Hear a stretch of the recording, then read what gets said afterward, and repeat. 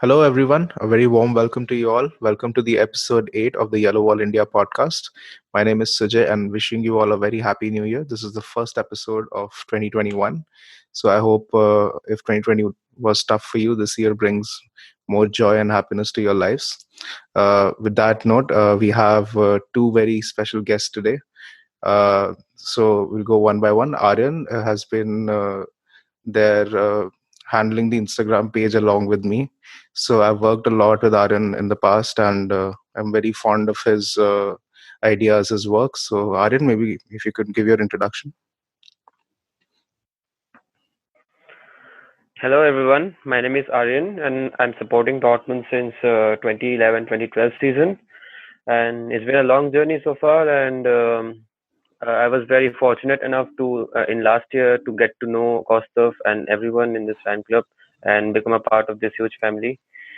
And we have been together for like 1 year I guess, and it's soon going to be 2 years. So yeah, it's been a good journey so far.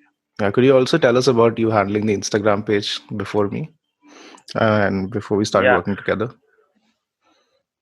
yeah, I've been handling the Instagram page since last season, I guess. Yeah, and it was quite good. Like I took over from Utkarsh, who was handling it before me, and it was good so far. And I had my all these posters which I made, and I was later I got busy with my exams and all those stuff, and then I got the help of Sujay, who came with his ideas, with his new templates, which also helped us, and we are using those now as well in Yeah, our Instagram pages.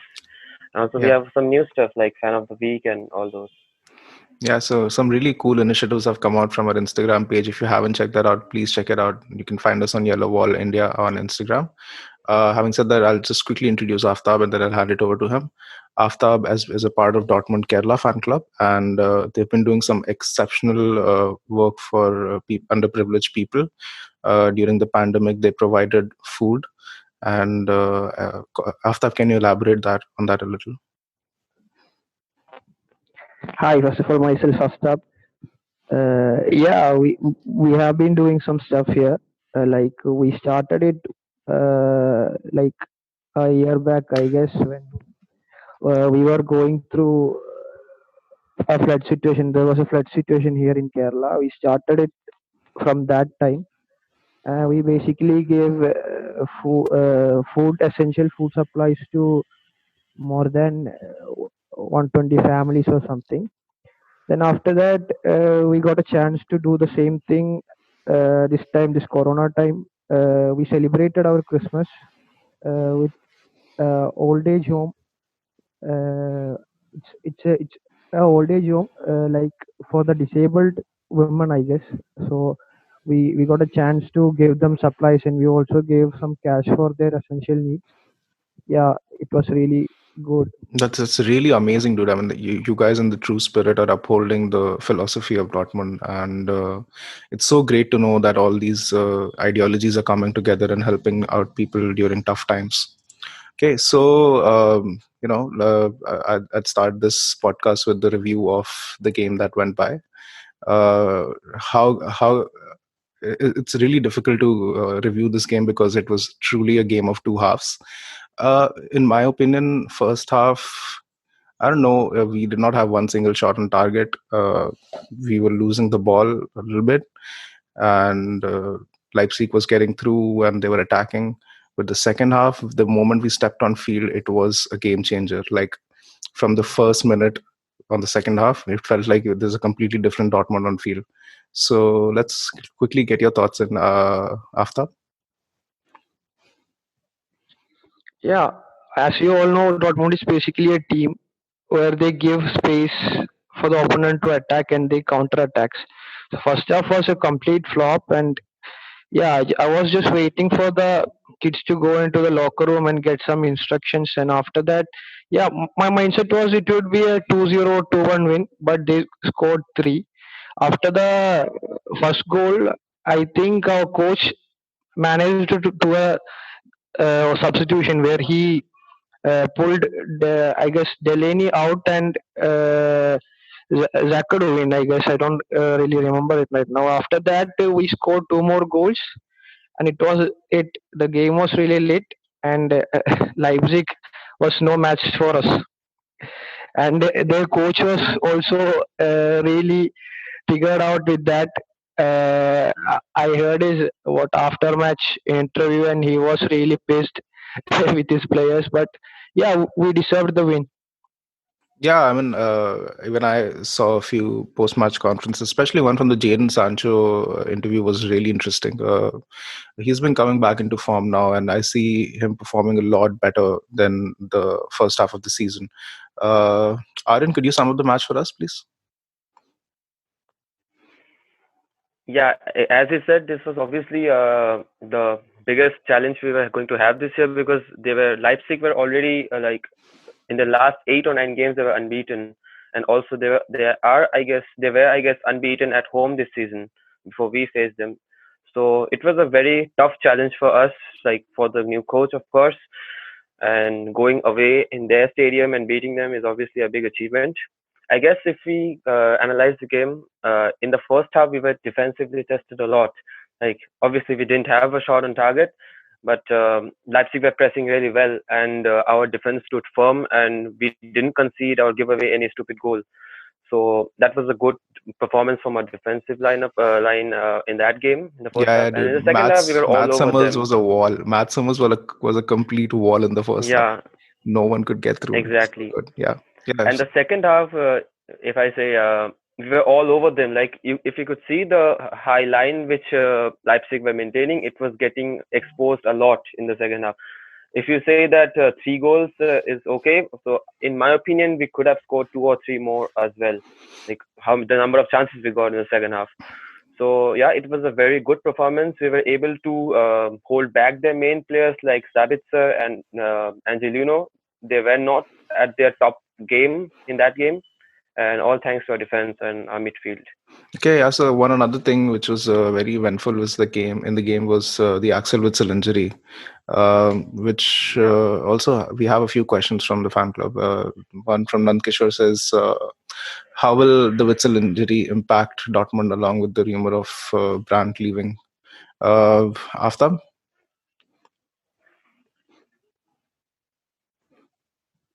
Yeah, it was really heartbreaking because seeing Witsel out, I think when he signed, he was some really precious to us. Like he entirely changed the Dortmund squad itself, like the gameplay we were having. If the people who watched Inside Borussia would get an idea what Witsel had and what impact Witsel got in our squad. And yeah, lately Jude and everyone came back to form, and Witsel was a little bit off this season, but still he's a key player to us. Hope he revives it and comes back. Yeah, that's all. Yeah, I mean, I did read some about his injury. It looks pretty grim right now that we'll see him in the next few months. I don't think he's coming back for this season.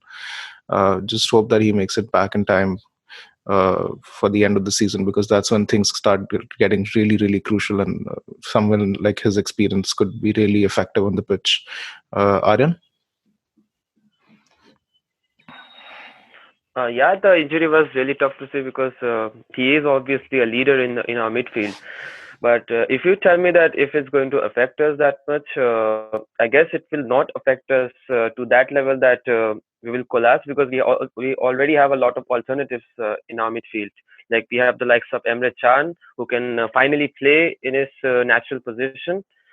We have Jude Bellingham, who is coming back from his injury. We have Mo Dahoud in our bench, and also we have Delaney and yeah, and Julian Brandt can also play as a centre mid.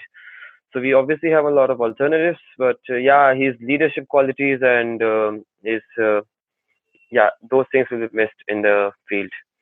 Yeah, absolutely. I mean, I was reading through on some Facebook groups of Dortmund that fans were posting things like we should sign a new midfielder in the January window. I really don't think so. I think we have enough talent on the bench who can fill in the shoes of Axel Witsel to some extent, especially Emre Can. I mean, like, I would say he did a really good job after coming back. Like when he came back instead of Witsel had to leave. And yeah, I mean, I see a lot of spirit in this Dortmund side. Uh, Speaking of the Witsel injury, Erling Haaland doing his celebration was something really, really special to me. Like it felt like the team has that spirit of moving forward together. So with that, I'll quickly ask Aftab one question, and then we'll move to the next topic. Aftab, how do you feel about our chances now that we have beaten Leipzig and we have a few crucial games coming up, which includes a game with Bayer Leverkusen, and of course the Mainz game is next. But I'm just going to quickly ask you, what do you feel about our chances this season? You think there's a possible comeback in the books? Yeah, as we all know, the Bundesliga is getting tougher and tougher, and it's not impossible because last season Bayern were at eighth, I think, when it was in the time of the winter break, and they came back and lifted the title. So if they can, we could also do that, but we shouldn't lose points against the bottom teams, like the teams like Mainz and all. We should really perform good there. Like I think we are performing really well against this uh, bigger clubs, and we lack something when it comes to the smaller, like the teams at the bottom. We lack something there. Like if we take those games, we just like the opponents just sit back and let us attack, and they just scores when we misses something, or they just wait for a chance us to miss, and we loses the game. Like the games we would think we would easily win by 4-0, 5-0 is the game we are currently losing. So we should just change that, and I hope it's gonna change because uh, our new coach is not like Favre. He's like we all heard what he said. So if they score four, we should score five. That is the policy right now. So it would be we have a 70-75% chance of going up and lifting the title. We always have that hope. So that's it. Yeah, and I think even Bayern is not indestructible this season like they were last season. They've been dropping points every now and then, which gives us a fair opportunity of taking those points up when Bayern loses them, especially like this weekend. Quickly, I'll just mention this. I saw the game between Mönchengladbach and Bayern Munich, and amazing comeback. And if people are linking Marco Rose to Dortmund, I'll welcome him with open arms because clearly his idea worked there. So yeah, I'll quickly transition into the next topic, which is our upcoming game with Mainz.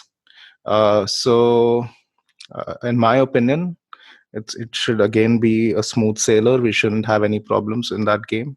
But having looked at our track record before, I'm really won't be surprised if Mainz pulls off something that we are all not expecting. So, Aryan, could you tell us your thoughts on that? Yeah, exactly as you said, it should be an easy game for us because Mainz in this season they are 18th in the league table and they have had only one victory this season. And so it should be a like easy walk for us in this game, but we shouldn't judge our opponents because they were leading 2 goals to nil against Bayern Munich. So yeah, they will press and they will give everything because they have nothing to lose more or less. So their main threat up front will be John Philip Mateta, who already has 10 or 11 goals this season. So that will be their like main attacking threat. Or else, I guess so we will make it because yeah, and we should make it because these games are important for us to win the title. Because it's not that beating Bayern wins us the title. Like beating these teams wins us the title. That's where we lose points, and that's where Bayern gets their points, and that's how they win the Bundesliga. So all these games are important, and we shouldn't drop points at all. Yeah, I mean, I completely agree with you. We shouldn't lose points at any such games because uh, lately, I mean, the consistency of our team has been really off. If you look at the Cologne game, I was just seeing a recap of that game a few days back. We scored two completely identical goals, and we conceded two completely identical goals, and those were goals that could have been prevented. So, Aftab, can you give your thoughts on the Mainz game?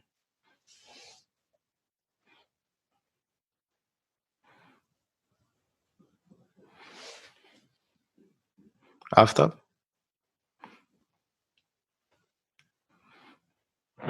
Yeah. Before coming to the Mainz game, there are some more interesting games coming in this week in Bundesliga that is crucial for us also, like Union Berlin versus Leverkusen and Wolfsburg versus RB Leipzig. We should watch that game how they perform. Like that also depends. And to talk about the history with Mainz, we have a good winning record, but sometimes they pulls out something beyond their what to say reach. And yeah, I think as this mindset, the mindset we are going through right now, it would be a easy win for us, but we cannot predict football, so hope it turns out in our favor. Yeah, I have a lot of hope, especially since Jadon Sancho has come back to form. I feel that it provides us a lot more attacking opportunities. And we're just mentioning Sancho so much, I completely forgot how brilliant Royce was in the last game against Leipzig. His two assists were out of this world, especially the one to Haaland for the third goal. It was completely mind blowing. I think that sort of leadership, when we have it on field and leading by example, it really creates that environment on the squad to win. Um, okay, so I'll completely uh, transition now to the next topic, which is how we've been performing under Terzic right now. I mean, it's a little early for us to call on that because he's had too few games to completely judge him on how he's doing. But I'd quickly like to get Aryan's thoughts on that. Aryan? Yeah, obviously it's obviously too early to judge him. However, if you see these two games, the last two games we had, they were one of like two of his main games like which he had to win, and he won both of them. Wolfsburg was a tough opponent. Leipzig away from home was also a tough opponent, and he performed really well. The thing I like about Tetz's game is that like his mindset is like no such beautiful football. Get the ball up forward, like provide the pass, score the goal, and win the game. As simple as that. Like no such beautiful football which we saw under Lucien Favre. So that's the thing I actually like about him. And if you like tell me to assess like how we're going to finish, like I guess we will do quite good.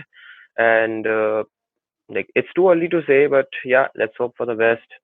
I hope we will have a good season under him. Yeah, in my honest opinion, like till now, what I've noticed from Terzic is that he has been slightly more on the front foot in terms of football, and we've been playing a lot more offensive Yeah. than we were under Favre. So I believe that's the kind of football that we should play right now with the kind of squad we have. It supports the kind of players that we have, and having someone like Erling Haaland up front, uh, when the ball gets in front, like you mentioned, it does affect and it does convert to goal, and that's what we need right now. Aftab? And he also brings the mentality which Yeah, is yeah, needed yeah, in yeah. our team. Very true, very true. That's the main reason we have like Marco Reus is back in form, Jadon Sancho is back in form. So such mentality is actually needed. Like we need to believe that we can beat those big teams away from home. Yeah, that's So very true. and it just brings that to the team. Yeah, I've been seeing a lot of positivity around, even in the media. If you see, there's been a lot of positivity. So yeah, that really helps. Exactly. Aftab?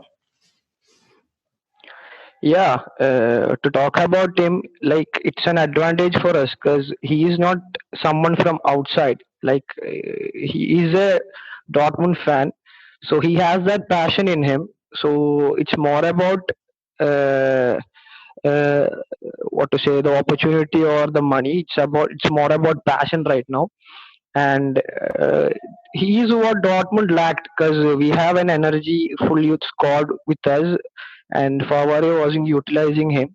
I mean the squad.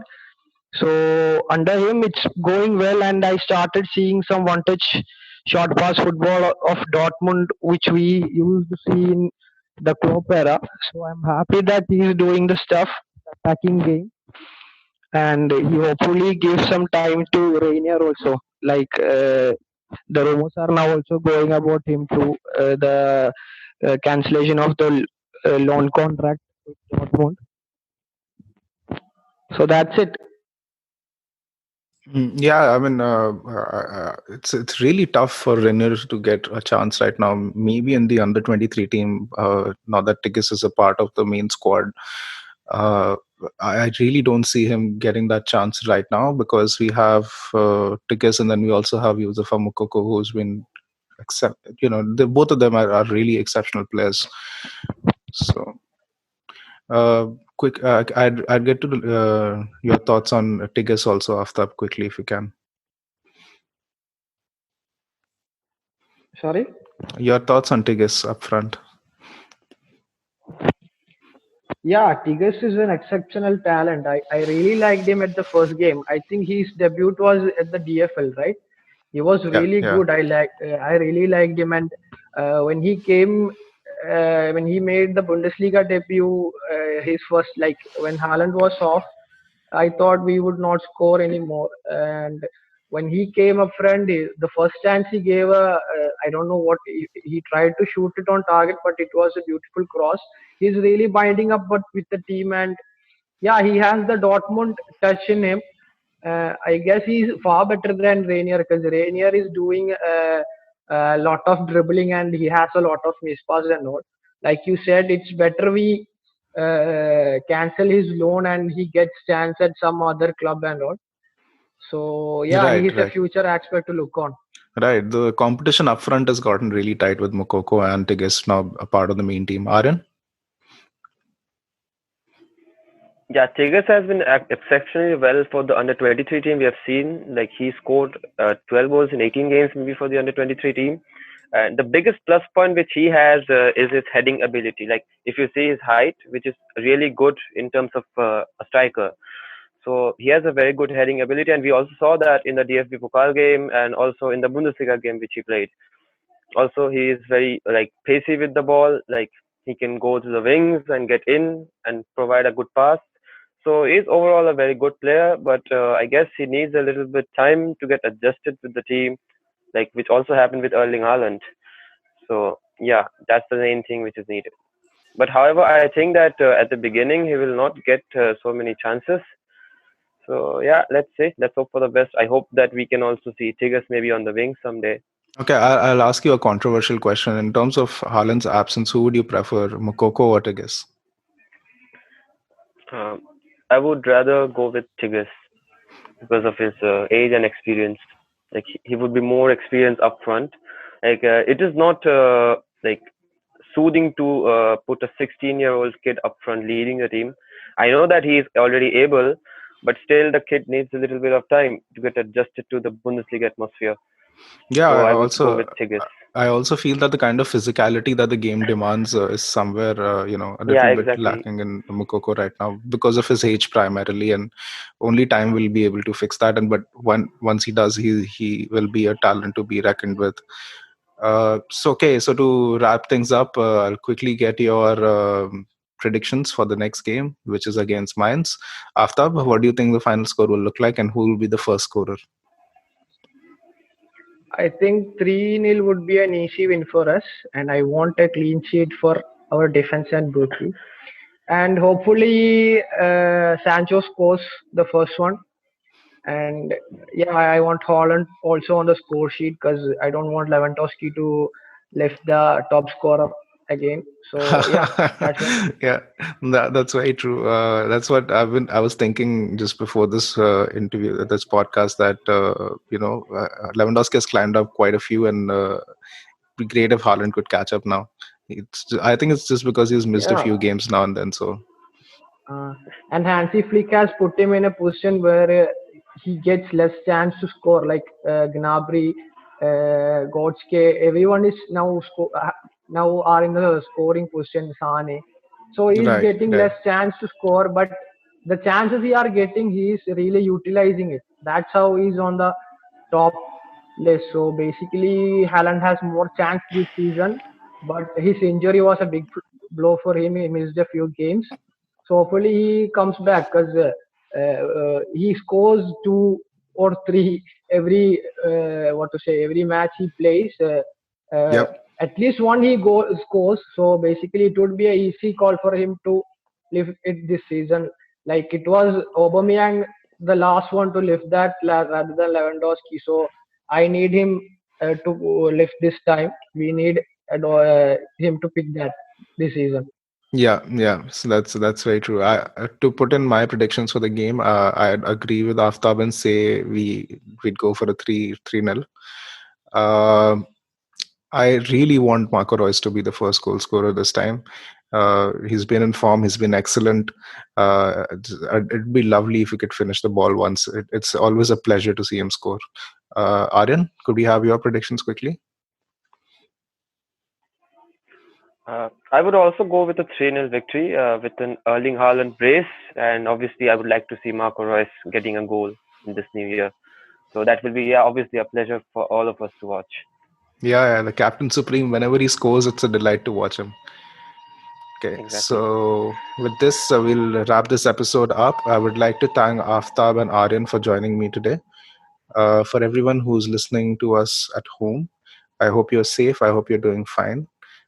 You can follow us on our various social media handles. You can find us on the name of Yellow Wall India on Twitter, Instagram, and Facebook. It's been a pleasure speaking to you guys. And to the listeners, wherever you are, stay safe. The pandemic is still not over. And let's hope for a victory, and let's hope we finish this title race with something in our hand. So, yeah, thanks for tuning in.